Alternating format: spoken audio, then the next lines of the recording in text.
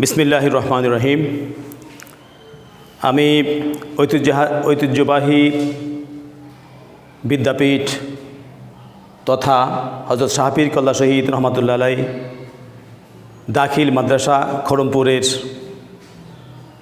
Super মুফতি কেফায়েতুল্লাহ মাহমুদি আমার প্রিয় ছাত্রছাত্রীদের প্রতি আমার ভালোবাসা। তোমরা নিশ্চয়ই ভালো আছো, সুস্থ আছো।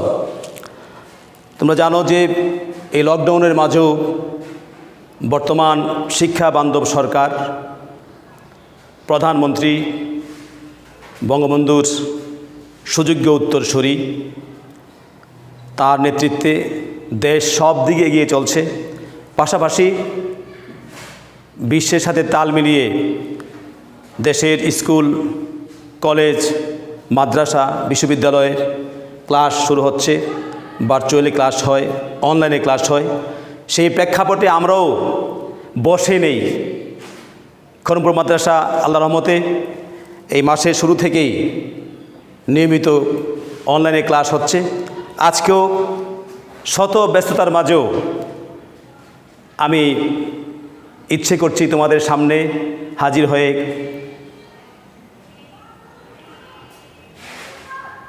দাখিল নবম শ্রেণীর আল কোরআন এবং তাজবিদ সম্পর্কে কিছু কথা বলবো এবং তোমাদের মূল পাঠ্য বই থেকে 117 পৃষ্ঠায়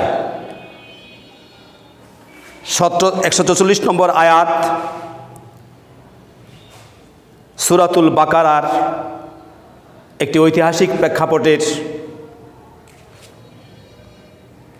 একটি বিষয় নিয়ে তোমাদের সামনে কথা বলছি। তো আজকের এই পাঠ্য বইয়ের প্রথম অধ্যায়ের প্রথম ভাগ সূরাতুল বাকারা। তোমরা জানো যে সূরাতুল বাকারা আল কোরআনুল কারীমের সবচেয়ে বড় সূরা। 114টি সূরার মধ্যে আল কোরআনের সূরাতুল বাকারা সবচেয়ে বৃহৎ। এই সূরার মধ্যে 286টি আয়াত আছে, 40টি রুকু আছে। আল কোরআনের সর্বমোট আয়াত 6666টি আয়াত, কম বেশ থাকতে পারে। আমাদের যে নুসখায় 6666টি আয়াত, সেই প্রেক্ষাপটে আমি সূরাতুল বাকারার তোমাদের পাঠ্য বইয়ের 119তম পৃষ্ঠায় যে আয়াত, সে আয়াত একটি বিশেষ ঘটনার প্রেক্ষাপটে নাজিল হয়েছে। সূরাতুল বাকারা অনেক ঘটনায়, অনেক ঐতিহাসিক প্রেক্ষাপট ধারণ করে এই কোরআনের বুকে কিয়ামত পর্যন্ত জগৎবাসীকে হেদায়েত দেবে। বনী ইসরাঈলের একটি ঘটনাকে কেন্দ্র করে তার মধ্যে বাকারা শব্দটি আসছে। ইতিপূর্বে এই সম্পর্কে তোমার শিক্ষকরা এই বিষয়ে জানিয়ে দিয়েছেন। আজকের প্রেক্ষাপট আরেকটি বিষয়, যে কোরআনে কারীমের মধ্যে মুমিনদের কোয়ালিটি, মুনাফিকদের অবস্থা, বিশেষ করে সূরাতুল বাকারার মধ্যে বনী ইসরাঈলের সবচেয়ে বর্ণাঢ্য জীবনী আলোচনা করা হয়েছে। আমরা জানি 1,24,000 পয়গম্বরের মধ্যে নবীদের দলপতি আমাদের প্রিয় নবীজি সরওয়ারে কায়নাত মুহাম্মাদুর রাসূলুল্লাহ সাল্লাল্লাহু আলাইহি ওয়াসাল্লাম নবীদের দলপতি, বিশ্ব সবার সভাপতি, কুল কায়নাতের মালিকে মুখতার। তাকে কেন্দ্র করেই নবীদের আগমন, গোটা সৃষ্টির আগমন, ধূলির ধরাকে আলোকিত করেছেন প্রিয় নবীজি। সেই প্রেক্ষাপটে আল কোরআন নাজিল হয়েছে তার উপরে। আর 27 জন নবী অথবা 25 জন নবীদের কথা সংক্ষিপ্ত বিক্ষিপ্ত আকারে বর্ণিত হয়েছে। এর মধ্যে সবচাইতে বেশি ঘটনাবহুল যেই নবীর কথা, হযরতে মূসা ইসলামের কথা বিবৃত হয়েছে। আর এই সূরা বাকারার মধ্যে বনী ইসরাঈলের অনেক ঘটনাই ঘটেছে। এর মধ্যে একটি গাভীকে জবাই করা সম্পৃক্ত একটি ঘটনা তোমরা ইতিপূর্বে জেনেছ। আর আজকে যে আয়াতের তোমাদের সামনে আমি নোট করেছি তা হচ্ছে আল কোরআনের সূরাতুল বাকারার 144 নম্বর আয়াত। প্রথমে আমি আয়াতটি পড়ছি তোমাদের সামনে। কাদ নারা, বিসমিল্লাহির রহমানির রহিম, কাদ নারা তাকাল্লুবা ওয়াজহিকা ফিস সামা ফালানুওয়াল্লিয়ান্নাকা কিবলাতান তারদাহা ফাওয়াল্লি ওয়াজহাকা শাতরাল মাসজিদিল হারাম।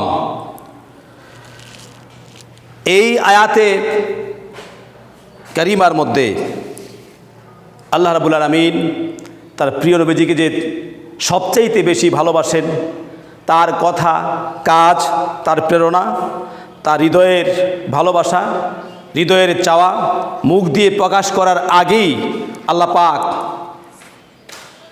তার মর্জি মোয়াফেক তাকে খুশি করতে গিয়ে বিশ্বনবীর সরওয়ারে কায়নাতকে আল্লাহ পাক যে সবচাইতে বেশি ভালোবাসেন, তার মাধ্যমে ইসলামকে একটি দ্বীনে মিল্লাত হিসাবে, ফিতরতের দিন হিসাবে প্রতিষ্ঠা করছেন।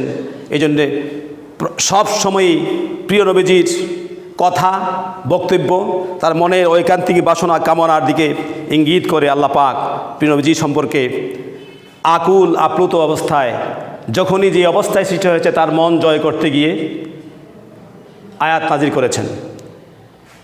তোমরা জানো, প্রিয় নবীজি হিজরত করার পর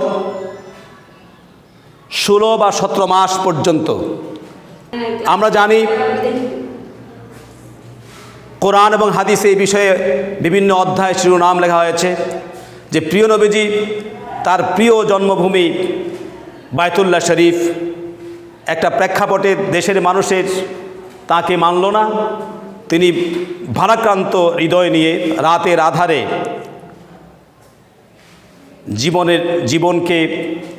জীবনের বাজি রেখে তিনি তার মক্কার খানায়ে কাবার গিলাপ ধরে কেঁদে কেঁদে মদিনায় হিজরত করলেন।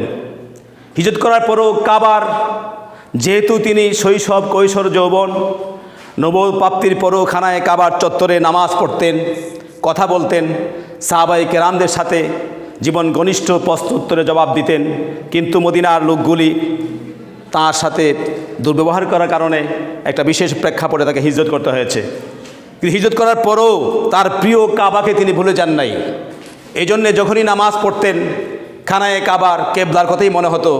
এইভাবে দীর্ঘ 16 বা 17 মাস পর্যন্ত মুসলমানদের আদি কেবলা তথা লক্ষ লক্ষ নবী পয়গাম্বরদের জন্মস্থান বায়তুল মুকাদ্দাসের দিকে তিনি নামাজ আদায় করতেন।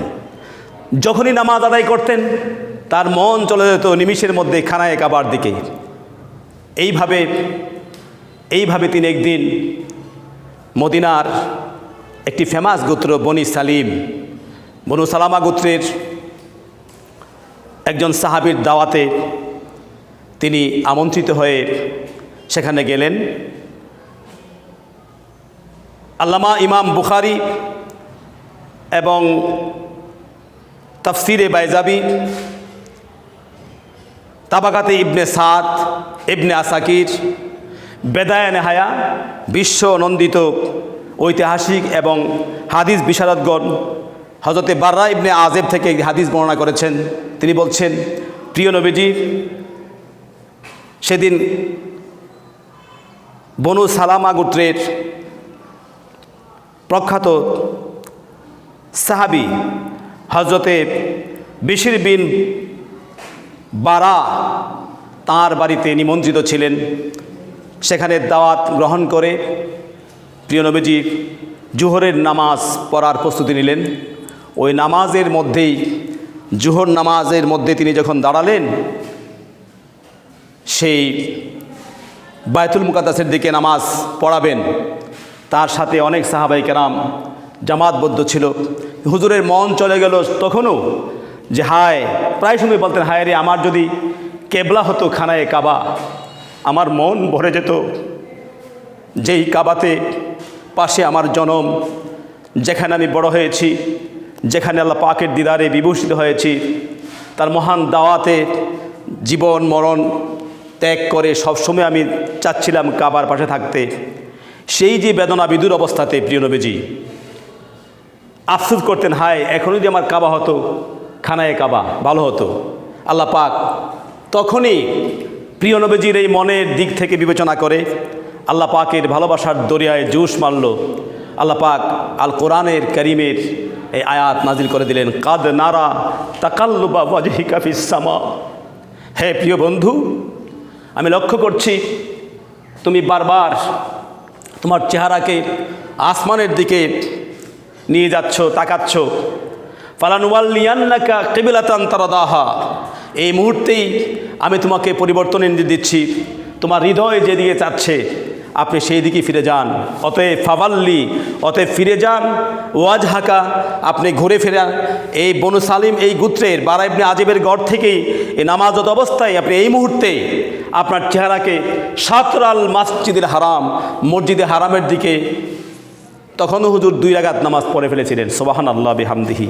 এই বাকি 2 রাকাত নামাজ তিনি তার প্রিয় কাবার দিকে চেহারা আনোয়ার করে নামাজ পড়লেন। এই হচ্ছে আজকের আয়াতের ঐতিহাসিক শানে নজুল। তোমাদের কাছে একটি কথা, যে প্রিয় নবীজি সবসময়ই আল্লাহ পাকের ভালোবাসায় তার দিদারে বিভোর ছিলেন, আর আল্লাহ পাকও তাঁর রেজামন্দি চাচ্ছিলেন। এই যে হাদিসে একাধিক বর্ণনা রয়েছে, কুল্লু শাইইন ইয়াতলুবু রিজাকা, ওগো আল্লাহ প্রতিটি জিনিস তোমার রেজাবন্দি চায়। আর আল্লাহ পাক বলছে, হে বন্ধু আমি তোমার রেজামন্দি, তোমার মন জয় আমি চাই। আর এটাও একটি লক্ষণ প্রিয় নবীজির ভালোবাসা আল্লাহ পাক 16 কলায় পরিপূর্ণ করে দেখিয়েছেন। হে বন্ধু তুমি যেখানে কোরআন নাজিল সেখানে তোমার মন যেদিকে চায়, আমিও আবার সেই খানায়ে কাবাকে তোমার কেবলা বানিয়ে দিলাম। সময় স্বল্পতা হেতু আজকে এর বেশি তোমাদের কাছে এই অনলাইনে আমার এই পাঠ্য বা এই শ্রেণীকক্ষের পাঠ বাড়িয়ে বলা সম্ভব হবে না। আজকে তোমাদেরকে এই পর্যন্ত পর্ব কোরআন যখন পড়বে, তোমরা প্রথমে কোরআনের আয়াতের প্রতি শব্দ কাদ হরফে তাকলিল, নারা রায়াতুন থেকে মজদর থেকে আল্লাহ পাকের শানে যে নারা জমার সিগা, যে আমি দেখছি, তাকাল্লুবা কাল্লাবা ইউকাল্লিবু, অন্তরকে ফিরিয়ে দেওয়া, মনকে ঐকান্তিক কামনায় বাসনায় ফিরিয়ে দেওয়া, একটা নির্দিষ্ট দিকে তাকাল্লুব, কাল্লাবা ইউকাল তাকলিব ভাবে তাফিল থেকে অথবা তাফাউল থেকে তাকাল্লুব। ওয়াজহিকা, ওয়াজহুন চেহারা, তোমার তোমাদের কাফ জমির এর সর্বনাম হচ্ছে প্রিয় নবীজির দিকে আপনার চেহারাকে ফিরিয়ে নেন। ফিস সামা, ফি হরফে জার, আসমান, সামাউদ্দুনিয়া নীল আকাশের দিকে বলা হচ্ছে। আসমান তো 7টা আছে, আসলে আকাশের দিকে তাকানো হচ্ছে। এই সব অর্থই সামাউদ্দুনিয়া, উচ্চের সব কটি স্থানকে আকাশ বলা হয় সামা। ফালা নোয়াল্লিকা, ফালা নো এই ফা বায়ানিয়া তাফসিরিয়া, অতএব এইটা আলামে তাকিদ নো তাকিদ, অতএব হে রাসূল এই মুহূর্তে আপনি আপনার চেহারাকে ফিরিয়ে ফালানুয়াল্লিয়ান্নাকা কিবলাত, আমি অবশ্যই ফালানুয়াল্লিয়ান্নাকা, এটা জমা, এটা হচ্ছে আল্লাহ পাকের বক্তব্য। ফালানুয়াল্লিয়ান্নাকা লামে তাকিদ নো তাকিদ, অবশ্যই আমি এই মুহূর্তে আপনার মনোভূত যে দিক কেবলা সেই দিকেই আপনাকে ফিরিয়ে নিচ্ছি। ফালানুয়াল্লিয়ান্নাকা তারদাহা, যেদিকে আপনার মন চায়, রাদা থেকে তারদা, রাদা আর দিক থেকে তারদা, ফাওয়াল্লি আমরের সিগা, অতএব এই মুহূর্তে ফিরে নেন, ঘুরে যান। ওয়াজহিকা, আপনার চেহারা আপনি নিজে ফিরে যান। সাতরুন মানে দিক, সাতারুন শিন তরা, সাতরাল মসজিদুল হারাম, মক্কাতুল মুকাররমার দিকে ফিরে যান। এই সব দিক আয়াতগুলি দেখবে, পড়বে। আর তোমাদের এই পাঠ্যের এই 119 পৃষ্ঠায়, তারপরে 20 পৃষ্ঠায় এই ব্যাখ্যা দেওয়া আছে। আর এই আগামীতে পরবর্তী আয়াতের ব্যাখ্যা তাফসির তোমাদের সামনে পেশ করার ইচ্ছা রইল। তাজবিদের বিষয়টিও মাঝে মধ্যে বলবো। কোরআন তেলাওয়াতের বিশুদ্ধতম গ্রামেটিকের রুল অ্যাপ্লাই করার ব্যাকরণ বই হচ্ছে তাজবিদ। তাজবিদ ছাড়া কোরআন শুদ্ধ হবে না, ভুল হবে, সওয়াবের জায়গায় গুনাহ হবে। এই জন্যে আল কোরআনের ভাষাই তাজবিদের কথা বলা হয়েছে। ওয়ারাত্তিলিল কুরআনা তারতিলা, তোমরা কোরআন পড়ো তার তিল সহকারে, আর তাজবিদ সহকারে, কোরআনের ব্যাকরণের দিক থেকে ব্যাকরণ নিয়েই, ব্যাকরণের সাথেই কোরআন পড়তে হবে। আল্লাহ পাক আমাদের সকলকে, তোমাদের সকলকে সুস্থ রাখুক। আমাদের খড়মপুর শাহপীর কলা শহীদ দাখিল মাদ্রাসার সকল শিক্ষকের দীর্ঘায়ু কামনা করছি। তোমাদেরকে এই করোনার অবস্থাতে তোমরা যে যেখানে আছো, ক্লাস শুনছো, মনোযোগ সহকারে পড়বে আর আমাদের জন্য দোয়া করবে। আল্লাহ পাক আমাদের দেশটাকে ভালো রাখুক, করোনা ভাইরাস থেকে আমাদের দেশকে, সারা পৃথিবীকে মুক্ত করে দেখ। একটি